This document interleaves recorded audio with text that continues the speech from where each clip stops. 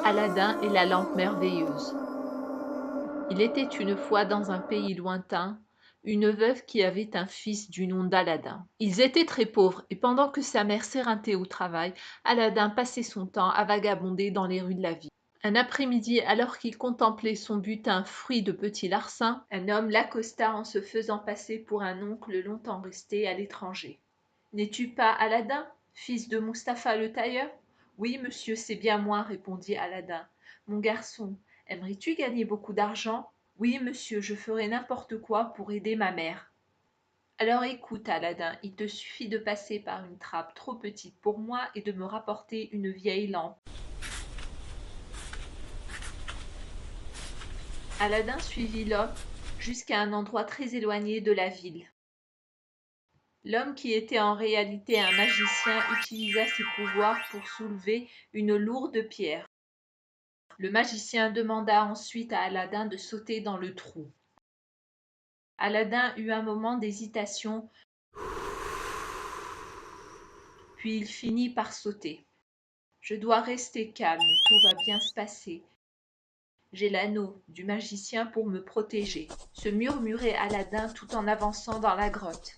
Aladin fut soudain tiré de sa torpeur par une voix qui criait « La lampe, Aladin, apporte-moi la lampe !» Aladin, soulagé, prit la lampe et remonta lentement vers la surface. « Vas-tu te dépêcher, reprit l'homme. Donne-moi la lampe. Aide-moi à sortir, répondit Aladin. Donne-moi la lampe d'abord, hurla le magicien. Eh bien, puisque tu t'y prétends, reste ici pour l'éternité. Et de rage, le magicien condamna la seule sortie. Perdu seul dans le noir, Aladin était désespéré. Soudain, l'anneau qu'il portait au doigt se mit à briller. Une imposante créature apparut. « Je suis le génie de l'anneau. Parle et je t'obéirai. Je veux rentrer chez moi, murmura Aladin. Aussitôt, Aladin se retrouva auprès de sa mère, à qui il raconta son étrange aventure. Pendant que Aladin dormait, la maman commença à astiquer la lampe pour lui donner un peu d'éclat, pour pouvoir la revendre au marché. Quand elle eut frotté 3 fois, il sortit de la lampe un génie. « Je suis le génie de la lampe. Parle et je t'obéirai. »« Nous voulons de quoi manger, répondit Aladin. Le génie cligna des yeux et la table se couvrit de différents mets. À partir de ce jour, Aladin et sa mère ne manquèrent plus de rien. Quelque temps après, Aladin aperçut Boudour, la fille du sultan qui sortait des bains. Il en tomba fou amoureux.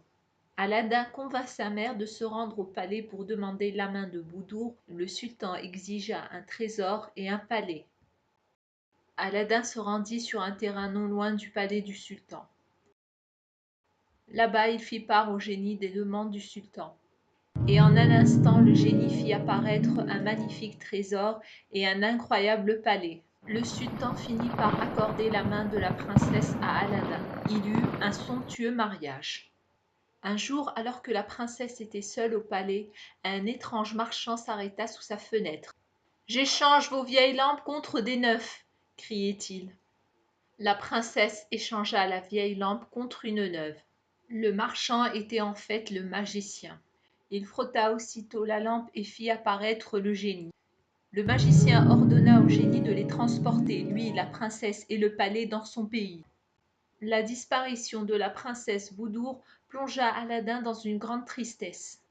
C'est alors qu'il se souvint de l'anneau, du génie de l'anneau. En un éclair, Aladin se retrouva dans la cuisine de son palais, devant lui Boudour préparait le repas du magicien. « Chut, nous devons rester discrets, murmura Aladin. Et il déposa quelques gouttes de somnifère dans la boisson du magicien. Une fois le magicien endormi, Aladin s'empara de la lampe et fit surgir le génie. Il lui demanda de les ramener au plus vite dans leur pays.